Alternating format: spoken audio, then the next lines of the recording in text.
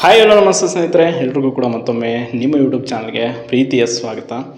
ಮೊದಲನೇದಾಗಿ ಎಲ್ಲರಿಗೂ ಕೂಡ ಎಸ್ಪೆಷಲಿ ಯಾರೆಲ್ಲ ನನ್ನ ಚಾನಲ್ಗೆ ಸಬ್ಸ್ಕ್ರೈಬ್ ಮಾಡಿದ್ದೀರಾ, ಚಾನಲ್ನ ನೋಡ್ತೀರಾ, ಹಾಗೆ ತುಂಬ ಸಪೋರ್ಟ್ ಮಾಡ್ತೀರಾ, ಎಲ್ಲರಿಗೂ ಕೂಡ ನನ್ನ ಹೃದಯಪೂರ್ವಕ ಧನ್ಯವಾದಗಳನ್ನ ಹೇಳ್ತೀನಿ.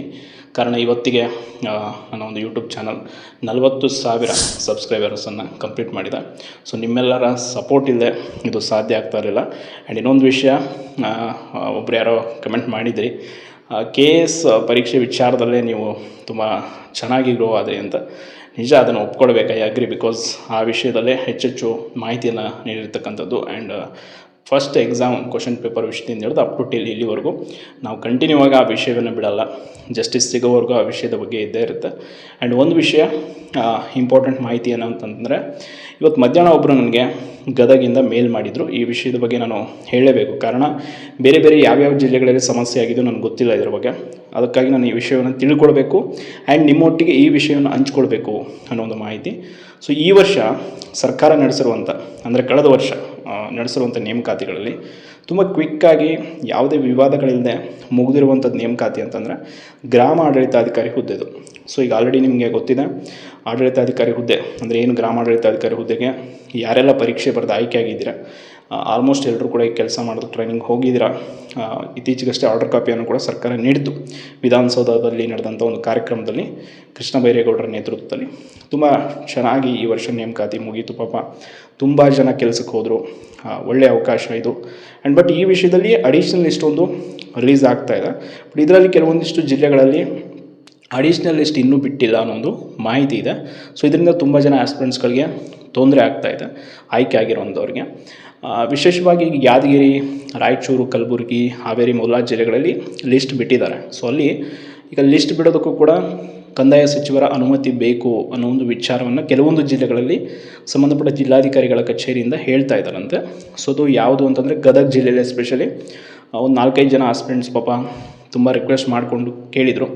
ಈ ವಿಷಯದಲ್ಲಿ ನೇರವಾಗಿ ಅವರು DC ಕಚೇರಿಗೆ ಅಲೆದಾಡಿದ್ರು ಕೂಡ, ಇಲ್ಲ ನಮಗೆ ರೆವಿನ್ಯೂ ಡಿಪಾರ್ಟ್ಮೆಂಟ್ ಅಂದರೆ ಕಂದಾಯ ಸಚಿವರಿಂದನೇ ನಮಗೆ ಮಾಹಿತಿ ಬರಬೇಕು, ಆವಾಗ ಮಾತ್ರ ನಾವು ಅಡಿಷ್ನಲ್ ಲಿಸ್ಟನ್ನು ಬಿಡ್ತೀವಿ, ಅಲ್ಲಿವರೆಗೂ ಲಿಸ್ಟ್ ಬಿಡಲ್ಲ ಅಂತೇನೋ ಹೇಳಿದಾರಂತೆ.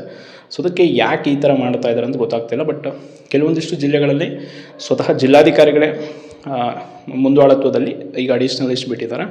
ಬಟ್ ಉಳಿದಂಥ ಜಿಲ್ಲೆಗಳದ್ದು ಎಲ್ಲಿ ಈ ರೀತಿ ಆಗಿದೆ, ಆ ಜಿಲ್ಲೆಗಳಿಗೆ ಈಗ ಆಲ್ರೆಡಿ ಸಂಬಂಧಪಟ್ಟ ಜಿಲ್ಲಾಧಿಕಾರಿಗಳಿಗೆ ಮನವಿಯನ್ನು ಕೊಡುವಂಥ ಕೆಲಸ ಆಗುತ್ತೆ. ಸೊ ಅದಕ್ಕೆ ಸಂಬಂಧಪಟ್ಟ ಕನ್ಸರ್ನ್ ಏನು ಯಾರಿದ್ದಾರೆ ಜಿಲ್ಲಾಧಿಕಾರಿಗಳು, ಆ್ಯಂಡ್ ಅಲ್ಲಿ DC ಕಚೇರಿಯ ಒಂದು ಮಾಹಿತಿಯನ್ನು ಪಡ್ಕೊಂಡು ಅಲ್ಲಿ ರಿಕ್ವೆಸ್ಟ್ ಮಾಡಿಕೊಳ್ಳಾಗುತ್ತೆ. ಬಿಕಾಸ್ ಈಗ ಆಲ್ರೆಡಿ ಡಿಲೇ ಆಯಿತು, ಎಷ್ಟೊತ್ತಿಗೆ ರಿಲೀಸ್ ಆಗಬೇಕಿತ್ತು ಲಿಸ್ಟು. ಬಿಕಾಸ್ ಈಗ ಆಲ್ರೆಡಿ ಆರ್ಡರ್ ಕಾಪಿ ಕೊಟ್ಟಿದ್ದಾರೆ, ಫಸ್ಟ್ ಲಿಸ್ಟ್ ಅವರು ಎಲ್ಲರೂ ಆಯ್ಕೆಯಾಗಿ ಹೋಗಿದ್ದಾರೆ. ಸೊ ಈಗ ಅಡಿಷ್ನಲ್ ಲಿಸ್ಟನ್ನು ಬಿಟ್ಟರೆ ಈಗ ಮೊದಲೇ ಯಾವ ನೇಮಕಾತಿಗಳಿಲ್ಲ.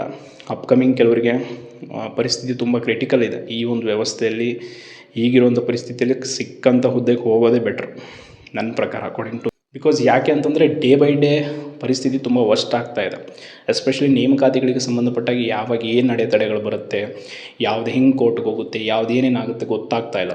ಸೊ ಆ ರೀತಿ ಪರಿಸ್ಥಿತಿ ಇರೋದ್ರಿಂದ ಸಿಕ್ಕ ಹುದ್ದೆಗೆ ಫಸ್ಟ್ ಜಾಯ್ನ್ ಆಗೋದನ್ನ ನಾವು ಕಲಿಬೇಕು, ಅದು ತುಂಬ ಇಂಪಾರ್ಟೆಂಟ್.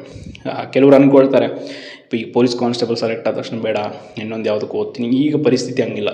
ಈ ಹಿಂದಿನ ಒಂದು 10 ವರ್ಷಗಳಲ್ಲಿ ಇತ್ತೇನೋ, ಬಟ್ ಈಗ ತುಂಬ ಅಂದರೆ ತುಂಬ ಪರಿಸ್ಥಿತಿ ಕೈ ಮೀರಿ ಹೋಗಿದೆ. ಸೊ ಅದಕ್ಕೆ ಈ ವಿಷಯದಲ್ಲಿ ಎಲ್ಲಿ ಏನು ಸಮಸ್ಯೆ ಆಗಿದೆ, ಇನ್ನು ಯಾರ್ದಾದ್ರು ಜಿಲ್ಲೆಗಳಲ್ಲಿ ಈ ರೀತಿ ಅಡಿಷ್ನಲ್ ಲಿಸ್ಟ್ ಬಿಟ್ಟಿಲ್ಲ ಅಂತಂದರೆ ಅವರು ಕಮೆಂಟ್ ಮಾಡಿ ಯಾವ ಡಿಸ್ಟಿಕ್ಕಲ್ಲಿ ಏನಾಗಿದೆ ಅಂತ, ಏನು ಹೇಳ್ತಾ ಇದ್ದಾರೆ ಅಂತ. ಸೊ ಅದನ್ನು ಬಗೆಹರಿಸುವಂಥ ಕೆಲಸವನ್ನು ಸಾಧ್ಯವಾದಷ್ಟು ಮಾಡೋಣ. ಬಿಕಾಸ್ ಈಗ ಕಾಯ್ತಾ ಇರುವಂಥವ್ರಿಗೆ ಇದೊಂದೇ ಆಶಾಭಾವನೆ. ಆ್ಯಂಡ್ ಅಪ್ಕಮಿಂಗ್ VAO ರೆಕ್ರೂಟ್ಮೆಂಟ್ ಆಗುತ್ತೆ ಅಂತ ಕೇಳ್ತಾ ಇದ್ದಾರೆ. ಇನ್ನು 500 ಪೋಸ್ಟ್ ಏನೋ ಬಾಕಿ ಇದೆ ಅಂತ.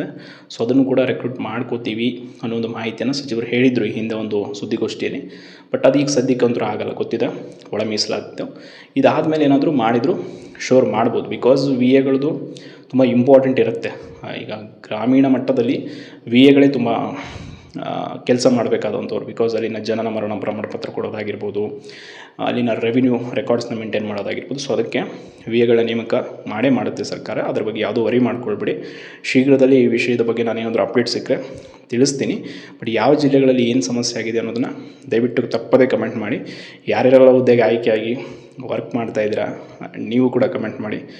ಎಲ್ಲರಿಗೂ ಕೂಡ ಒಳ್ಳೆಯದಾಗಲಿ. ಧನ್ಯವಾದಗಳು.